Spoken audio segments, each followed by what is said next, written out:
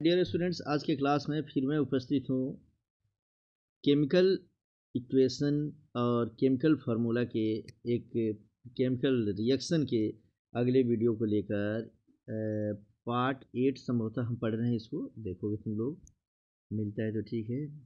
पिछला वीडियो देख लेना, फिर यहाँ देखोगे बच्चे, समझेंगे।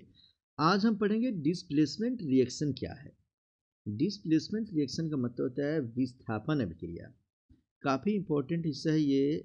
इतना इम्पोर्टेंट है कि रिएक्शन अगर ये लिखने आ गया बच्चे तुम्हें, तो समझो कि तुम हर प्रकार के रिएक्शन को समझ गए।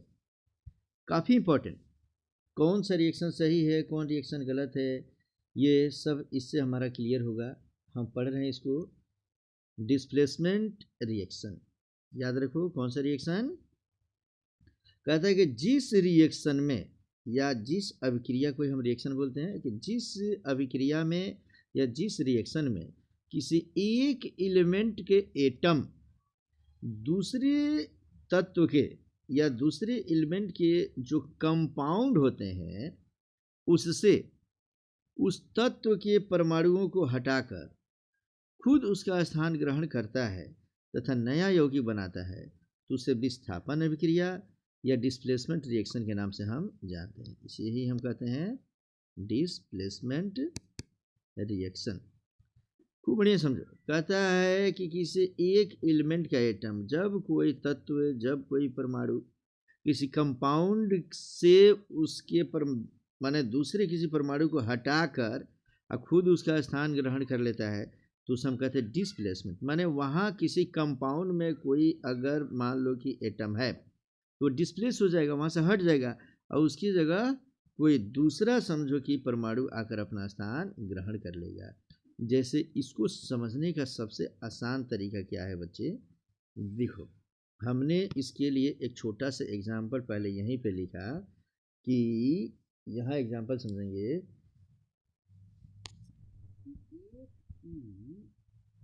जब CuSO4 मतलब कि जब हमारा आयरन है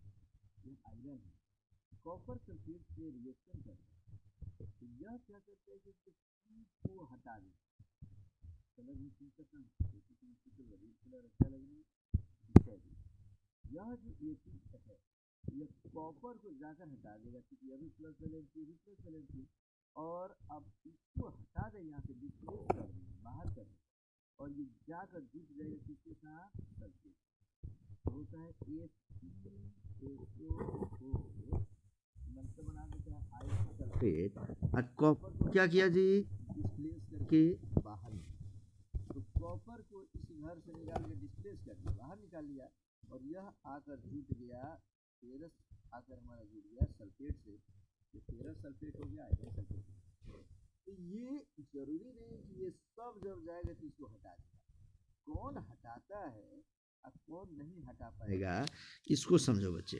यदि हम इसी को समझाते कि CU की प्रतिक्रिया अगर FeSO4 से कराएंगे तो क्या बनेगा, तो हम बोलेंगे कि इसकी प्रतिक्रिया होगी ही बनेगा। ऐसा नहीं कि पहले जो पढ़े थे बच्चे उसके अनुसार CU को ले जाकर Fe को हटा के SO4 को हम जोड़ देंगे। इस चीज़ को समझना है।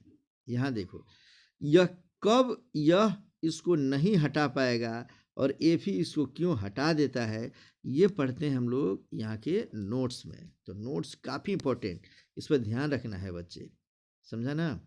कहता है कि सामान्यतः समझो एक अधिक क्रियाशील तत्व, माने जो ज़्यादा इसमें से क्रियाशील होता है बच्चे, वह कम क्रियाशील तत्व को उसके यौगिक से विस्थापित करता है। इसे समझते चलो बच्चे। क्या मैं बताया कि जब कोई एक अधिक क्रियाशील तत्व जो होता है वह कम क्रियाशील तत्व को उसके यौगिक से विस्थापित कर देता है। इसे विद्युत रासायनिक श्रेणी से हम समझ सकते हैं बच्चे। जो इसमें हम विद्युत रासायनिक श्रेणी कह रहे हैं बच्चे, या अभिक्रियाशील श्रेणी कहते हैं बच्चे, या इसमें इलेक्ट्रोकेमिकल सीरीज के नाम से हम इसे जानेंगे। इसका इलेक्ट्रोनिगेटिविटी के नाम से भी हम इसे जानते हैं। कई सारा नाम मैंने रखा बच्चे, तो उसके आधार पर यहाँ समझो एक मैंने संक्षिप्त में लिखा है, ब्रीफ में मैंने लिखा है बच्चे, कि विद्युत रासायनिक श्रेणी जो होती है उसका एक सूत्र होता है, वो मैं अपने मन से बनाया हूँ, इसको दिमाग में रख लोगे, कई सारा चीज़ इसका अलग अलग तरीके से होता है। और वह है पोसु बै कै में, पोसु बै कै में एजी आइनीले हाकम सिगोपा। खूब बढ़िया समझो बच्चे, इसे कम से कम 5 बार पढ़ो, 5 बार पढ़ो। पोसो बै कै में एजी आईनी ले हाकम सिगोपा। ये जितना पो है, सो है, बै है, ये किसी न किसी एलिमेंट्स को बताते हैं। जैसे पो से हो गया पोटेशियम, सो से सोडियम, बै से बेरियम, कै से कैल्शियम, मै से मैग्नीशियम। एजी माने क्या हो गया हमारा सिल्वर। आई, इसमें आई माने क्या हो गया आयरन, जिसे कहते हैं हम, फेरस को हम बोलेंगे आई, तो एफ ही हो गया, इसको हम आई कह रहे हैं। निकेल, नी से निकेल, ले से लेड, हा से हाइड्रोजन, हा से हाइड्रोजन। और कहता है कि उसके बाद कम, हा क म, क अब म अलग अलग है। क से देख लो कॉपर हो गया, म से मैग्नीज हो गया। कहता है सी से हो गया कार्बन, और गो से हो गया गोल्ड, गोल्ड एयू जिसको बोलते हैं। प से होता है प्लेटिनम। अर्थात हमने इसमें क्या देखा बच्चे, पोटेशियम जो होता है के, यह सबसे अधिक क्रियाशील तत्व होता है, सबसे अधिक पोटेशियम। और नीचे आएंगे तो सबसे कम क्रियाशील कौन होता है, प्लेटिनम। तो प्लेटिनम सबसे कम क्रियाशील होता है, और के जो होता है सबसे अधिक क्रियाशील होता है। अब मैं इसको हिंदी में लिखा हूँ जो, उसे हम इंग्लिश में यहाँ सिंबल लिखे हैं बच्चे, यहाँ समझते चलो। ये मैं बड़ा करता हूँ और ये से खूब बढ़िया लिखना है।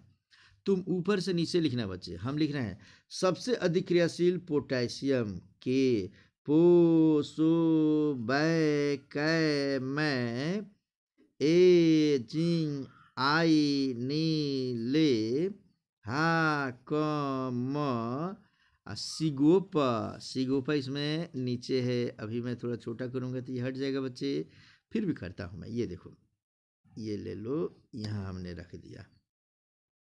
इसे याद करेंगे हम लोग, इसे याद करेंगे, खूब बढ़िया समझो, देखते चलो फिर से।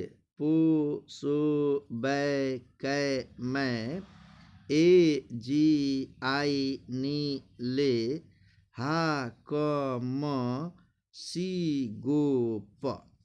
ये चार्ट बताता है बच्चे कि के से होता है हमारा क्या, तो पोटेशियम। के से क्या लिखेंगे, पोटेशियम। एन से सोडियम, बी से बेरियम, सी से कैल्शियम, पो सो बै कै से कैल्शियम। फिर इसमें लिखा हूँ एम से मैं से मैग्नीशियम। फिर कहते ए से एल्यूमिनियम, जी से जिंक। फिर कहते आई नी ले, माने आई से होता है एफ ई आयरन, नी से निकेल, ले से लेड। ले से क्या समझेंगे, लेड समझेंगे बच्चे। हम शॉर्ट में तुम्हें संक्षिप्त में अपना एक सूत्र बताएंगे बच्चे। हाकम माने एच से हाइड्रोजन, क से कॉपर, म से मैंगनीज। और कहते हैं कि हाकम सी गोपा, सी से सिल्वर, गो से गोल्ड, पी से प्लेटिनम। मैं तुम्हें एक बार नहीं कई बार बताता हूँ, इस पर 5 स्टार लगा बच्चे। इंटरमीडिएट आईआईटी की तैयारी करने जाओगे, नीट की तैयारी करने जाओगे, तो तुम्हें ये बार बार केमिस्ट्री का ये चार्ट मिलेगा बच्चे, और ये बार बार पूछता है। जिसे इस पर कमांड हो गया, समझ लो कि उसको सब पर कमांड हो गया बच्चे। तुम कॉपी पे कैसे लिखोगे, यहाँ ध्यान दो। तुम लिखना पो सो बै कै मैं ए जी आई, इसके नीचे लिखना, इसके नीचे आई नी ले हा क म सी गो प।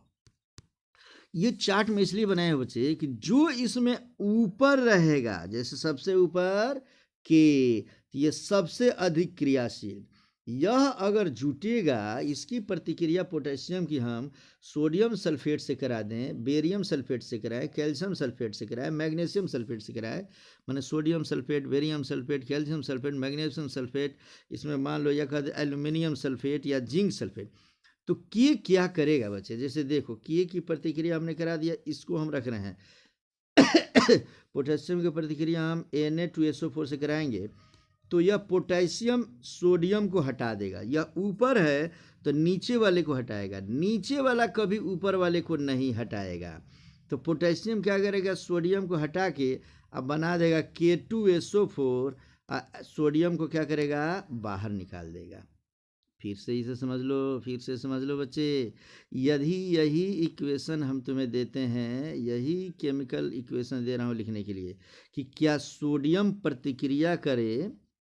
देखो बच्चे, यहाँ ये देखो, अगर सोडियम को, अगर हमने क्या रख दिया, सोडियम, इसको हम प्रतिक्रिया करा दें K2SO4 से, तो क्या सोडियम पोटेशियम सल्फेट से के को बाहर करेगा?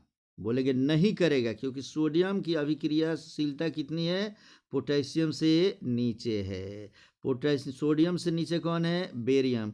तो सोडियम बेरियम सल्फेट से Ba को हटा देगा, लेकिन बेरियम चाहे कि हम सोडियम सल्फेट से Na को हटा दें, बेरियम चाहे कि हम कैल्शियम पोटेशियम सल्फेट से K को हटा दें, तो ये पॉसिबल नहीं है। मतलब ये हुआ बच्चा कि ऊपर ये अभिक्रियाशीलता श्रेणी ये बताता है कि ज़्यादा क्रियाशील तत्व, ये सब क्रियाशीलता यहाँ से देख लो, घटते हुए आ रहा है। सबसे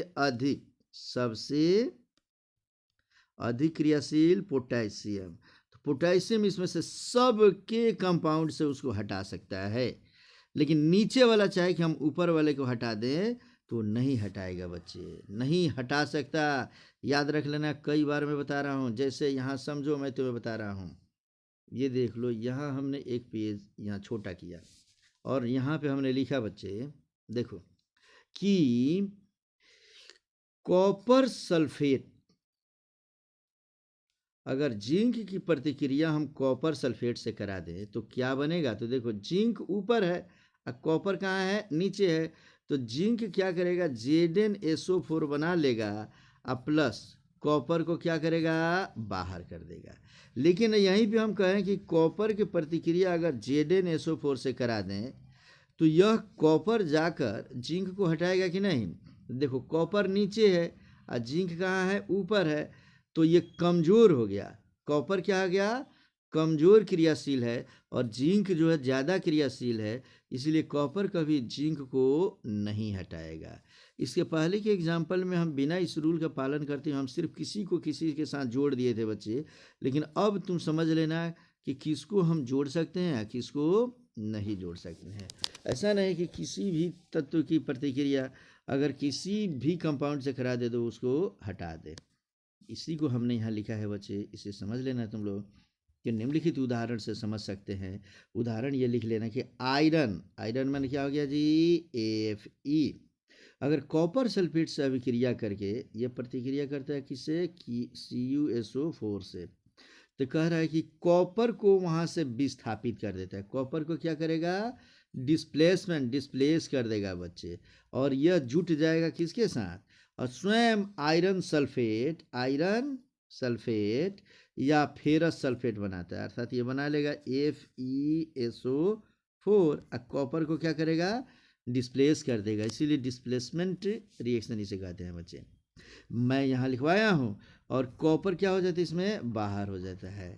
तो वही चीज़ हमने लिख दिया बच्चे। इसको छोटा सा में हम यहाँ पे फिर से लिख दे रहे हैं कि आयरन माने Fe की प्रतिक्रिया जब CuSO4 से कराते हैं तो यह बनाता है FeSO4, यह प्लस वाला इसके माइनस से जुटेगा, ये प्लस है कॉपर, कॉपर को क्या करेगा, बाहर कर देगा। इसलिए बाहर कर देगा कि Fe आयरन की अभिक्रियाशीलता ज़्यादा है और कॉपर की अभिक्रियाशीलता कम है। लेकिन हम यहाँ लिख लेंगे, यहाँ पे लिख लेंगे आयरन, लिख लेंगे यहाँ लिखेंगे कॉपर सल्फेट, यहाँ लिख लेंगे हम लोग फेरस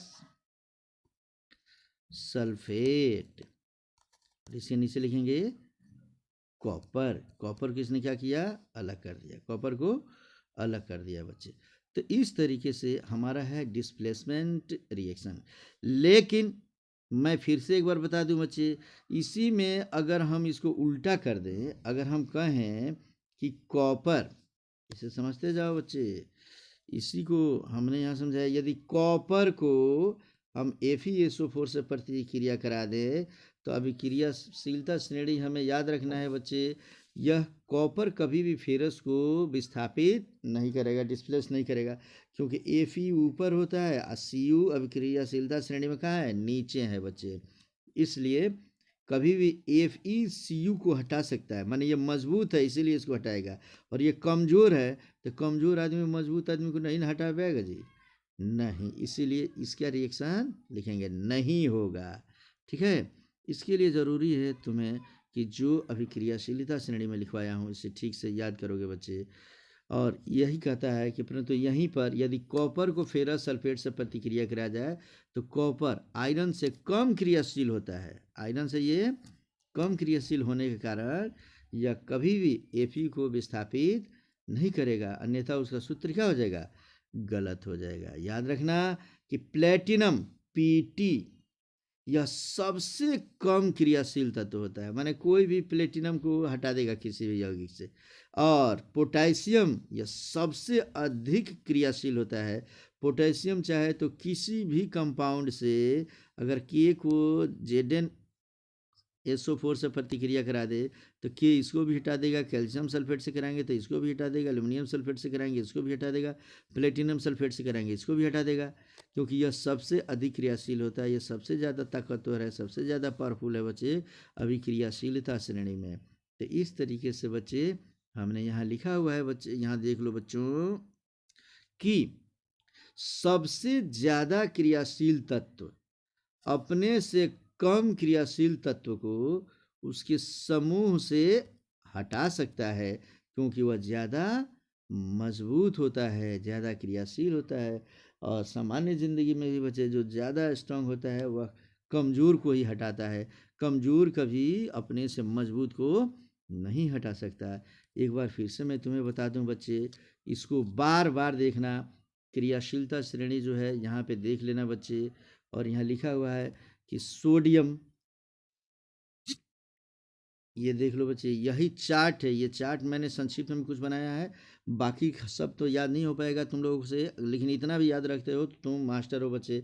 पोटेशियम सबसे अधिक क्रियाशील, तो यह सोडियम सल्फेट से सोडियम को हटा देगा, बेरियम सल्फेट से हटा देगा, कैल्शियम सल्फेट से हटा देगा। अगर हम यहीं पे कहते हैं कि Ca की प्रतिक्रिया अगर MgSO4 से कराएंगे तो क्या बनेगा, तो बोल देंगे CaSO4 बनेगा, और यह मैग्नीशियम को क्या करेगा? हटा देगा, क्योंकि Ca ज़्यादा क्रियाशील है मैग्नीशियम की अपेक्षा, इसलिए कैल्शियम क्या किया? मैग्नीशियम को हटा दिया। लेकिन तुरंत इसके नीचे तुम लोग नाम लिख लेना पूरा का पूरा। अगर हम कहें कि क्या मैग्नीशियम की प्रतिक्रिया कैल्शियम सल्फेट से कराएंगे तो क्या बनेगा, तो बोल देना कुछ नहीं बनेगा, ऐसे ही रहेगा, क्योंकि मैग्नीशियम देख लो यहाँ पे ये कम क्रियाशील है, और कम क्रियाशील जो होता है, कम एक्टिव जो होता है बच्चे, यह ज़्यादा क्रियाशील कैल्शियम है इससे, इसलिए यह कैल्शियम सल्फेट में से, ऐसा नहीं कि जाके इसको हम Mg और SO4 बना दें और कैल्शियम को बाहर कर दें, ये पॉसिबल नहीं है, क्योंकि जो कमज़ोर होता है वो अपने से स्ट्रॉन्ग को नहीं हटा सकता। मैग्नीशियम कमज़ोर है, कम क्रियाशील है, किसकी अपेक्षा? कैल्शियम की अपेक्षा। तो ये तब बना पाएंगे बच्चे जब ये पूरा का पूरा चार्ट तुम याद रखो। एक बार फिर से मैं बता दूं इस फार्मूला को, मात्र क्या याद रखोगे? पोसो बै मैं ए जी आई नीले हाकम सी गोप, अर्थात पो से पोटेशियम, सो से सोडियम, बै से बेरियम, हमने यही बताया बच्चे, पोसो बै मैं, फिर मैं बोला हूँ ए जिंग आई नी ले, फिर बोला हूँ हाकम, फिर क्या बोला हूँ? सिगोप। रट्टा मार लो, 3 स्टार 5 स्टार 7 स्टार लगा लो बच्चे इस पर, अभी तक एक भी 7 स्टार नहीं बोला हूँ, लेकिन ये इम्पोर्टेंट है। ये इम्पोर्टेंट इतना है कि तुम्हें इंटर तक कहीं जाने की ज़रूरत नहीं है बच्चे। अब पो से पोटेशियम, सो से सोडियम, बै से बैरियम, कै से कैल्शियम, मै से मैग्नीशियम, ए से एल्यूमिनियम, जिंक से जिंक, आई से आयरन लोहा, नी से निकेल, पी से नी, ले से लेड, हा से हाइड्रोजन, क से कॉपर, म से मैग्नीज, सी से सिल्वर, गो से गोल्ड, पी से प से प्लेटिनम। इस तरीके से बच्चों अगर तुम याद करते हो तब हम पढ़ लिए आज सबसे इम्पोर्टेंट जितना भी है इसमें से कौन, तो डिस्प्लेसमेंट रिएक्शन। मिलते हैं बच्चे फिर नेक्स्ट एपिसोड पार्ट 9 में। ओके,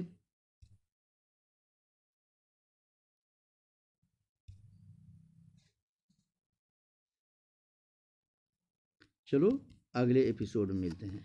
कोई दिक्कत हो फिर पूछो मुझसे तुम लोग।